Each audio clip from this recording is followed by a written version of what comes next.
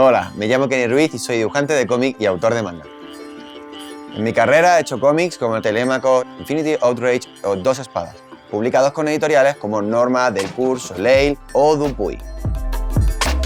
Gracias a todo este trabajo he conseguido publicar en Japón mi propia serie con los personajes de Osamu Tezuka, también conocido como el dios del manga.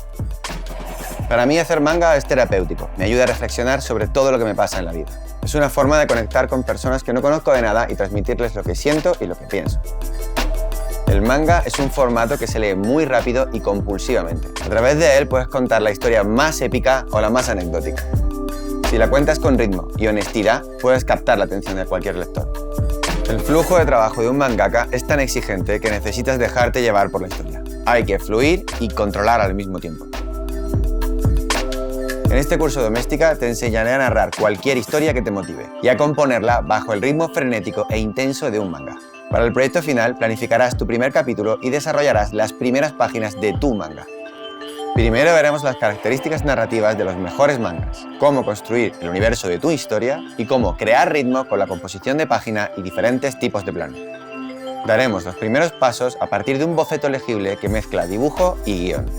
Para ello, conoceremos las herramientas básicas de Clip Studio y prepararemos nuestro proyecto en el programa. Después, montaremos la estructura de nuestra historia. Haremos bocetos de una secuencia y le añadiremos diálogos y expresividad. Finalmente, realizaremos el entintado y el acabado y le daremos efectos de movimiento. Al terminar el curso podrás aprovechar al máximo las ventajas y la expresividad del formato manga. Para seguir las lecciones solo necesitarás conocimientos básicos de dibujo y de Clip Studio. Dale ritmo a tu manga y engancha a los lectores hasta el final de la historia.